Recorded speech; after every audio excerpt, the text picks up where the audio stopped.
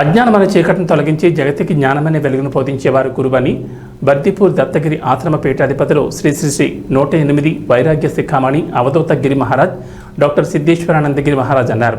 ఈ నెల 21న గురు పౌర్ణమి సందర్భంగా జహీరాబాద్ నియోజకవర్గంలోని బర్దిపూర్ దత్తగిరి మహారాజ్ ఆశ్రమంలో సోమవారం ఉత్సవాలు ప్రారంభించారు.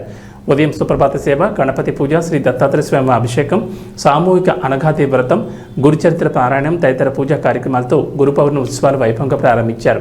ఉత్సవాల్లో మాతృశ్రీ అనసూయ మాత, నందినిగిరి మాత, శివశంకర స్వామి, శ్రీపాద స్వామి వైదిక పాఠశాల విద్యార్థులు, బర్దీపూర్ గ్రామానికి చెందిన పలువురు మహిళా భక్తులు పాల్గొన్నారు. శ్రీ గురుభ్యో నమః. శ్రీ దత్తగిరి మహారాజ్ ఆశ్రమం నందు గురు పౌర్ణమి సందర్భంగా గురు పౌర్ణమి ఉత్సవాలు ఈరోజు నుంచి ప్రారంభమయ్యాయి. ఈ రోజున గురుచరిత్ర పారాయణం మరియు గోపూజ, గురువుకు సంబంధించినటువంటి ఏదైతుందో గురుతత్వాన్ని బోధించేటటువంటి కార్యక్రమమే ఈ గురు పౌర్ణమి ఉత్సవాలు. వ్యాసుడు జన్మించినటువంటి రోజు, ఆయన ఉద్భవించినటువంటి రోజున యావత్ భారతదేశం నిండా గురువుగా ఆయనకు ఆరాధిస్తూ మనం గురు పౌర్ణమి చేసుకుంటున్నాం.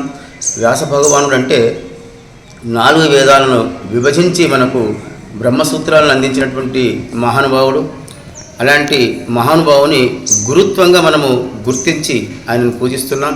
అదే రీతిగా దత్తగిరి మహారాజు గారు ఇక్కడ 12 సంవత్సరాలు తపచేసినటువంటి ఆశ్రమంలో ఆయన యొక్క సాన్నిధ్యములో ఈ యొక్క గురు పౌర్ణమి ఉత్సవాలు జరుగుతున్నాయి. కాబట్టి 7 రోజులుగా ఈ కార్యక్రమం జరుగుతాయి.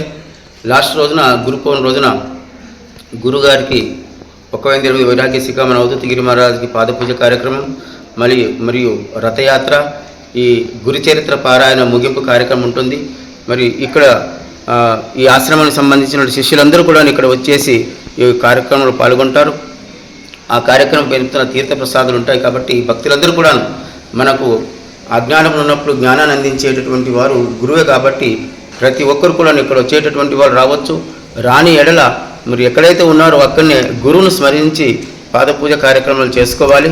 అలాంటి ఉత్సవాలు మన భారతీయ సంస్కృతిలో అత్యద్భుతమైనటువంటి సంప్రదాయం. కాబట్టి అందరూ కూడా ఈ గురు పౌర్ణమిని ఆచరించి తన యొక్క మార్గదర్శనానికి మూలం ఎవరున్నారో వాళ్ళు గుర్తించుకొని వాళ్ళ జన్మను తరించాలని తెలియజేస్తూ ఓం పూర్ణమద పూర్ణమిదం పూర్ణ